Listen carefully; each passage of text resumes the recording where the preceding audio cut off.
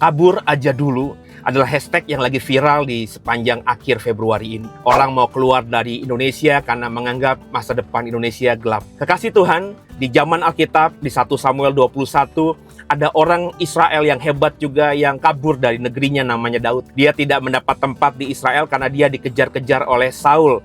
Saul iri kepada dia, sehingga dia harus keluar negeri. Dia melihat tidak ada masa depan di tanah airnya, dia pergi ke luar negeri, dia tinggal di Filistin. Apa daya, Filistin sama Israel saat itu sering berperang, dan Raja Filistin tempat Daud tinggal saat itu, yakni di kota Gat, menangkap dia. Daud semakin ketakutan, Daud semakin merasa bahwa wah, masa depannya semakin gelap. Tapi dia penuh dengan urapan, dia penuh dengan hikmat, dan dia akhirnya berpura-pura jadi orang gila. Sehingga Raja Akis tidak lagi menganggapnya sebagai ancaman yang luar biasa, bahkan memberikan kesempatan dia untuk hidup. Akis memberikan perlindungan bagi Daud. Daud diberikan kota Ziklag. Daud kurang lebih ada di perlindungan Akis kurang lebih 1 tahun 4 bulan kalau kita membaca 1 Samuel 27. Dan selama Daud ada di pengasingan, di Ziklag, di kota Gad, di wilayah Filistin, dia tetap mencintai tanah airnya. Setiap hari dia dengan pasukannya berperang, keluar berperang, membunuh orang-orang Gezur, membunuh orang-orang Girzi, membunuh orang-orang Amalek yang memang notabene adalah musuh Israel. Tapi ketika Akis bertanya, kemana kau berperang hari ini? Daud berperangnya, kami berperang dengan orang-orang Yehuda yang ada di Negeb dan seterusnya. Sehingga Akis berpikir Daud itu berperang mengalahkan Israel.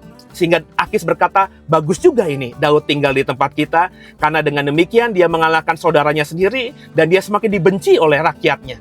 Padahal Daud melakukan hal yang sebaliknya. Dia membunuh banyak bangsa-bangsa yang selama ini menjadi musuh orang Israel. Perhatikan baik-baik. Daud ada di pengasingan.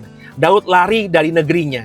Dia tinggal di negeri orang, tapi dia masih cinta tanah airnya. Dia tetap mencintai kampung halamannya. Meskipun ada di pengasingan, diperlakukan tidak baik oleh rezim pemerintah yang sedang berkuasa. Raja Saul benar-benar menganiaya dia, tapi dia tidak membenci bangsanya. Pemerintah yang dia sedang dizolimi, mungkin dia tidak suka, tapi dia tetap mencintai tanah air. Saya berharap dengan pesan ini, banyak anak muda di sana, anak muda Kristen yang memang berpikir Indonesia gelap, sehingga lari ke luar negeri, kuliah di sana, bermimpi punya pekerjaan di sana, tetap cinta tanah airmu.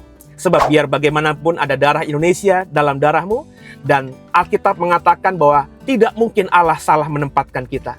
Ketika dia izinkan kita lahir sebagai bangsa Indonesia, maka jadilah berkat senantiasa. Meskipun kau ada badanmu di jauh di luar sana dari tanah air ini, tapi tetap berkati bangsa ini, tetap kasihi bangsa ini, tetap beri yang terbaik buat bangsa ini. Semoga pesan ini memberkati setiap kita dan menjadikan kita semakin jadi orang Kristen yang terus hidup dalam kebenaran. God bless you, Jesus bless you, more and more, haleluya.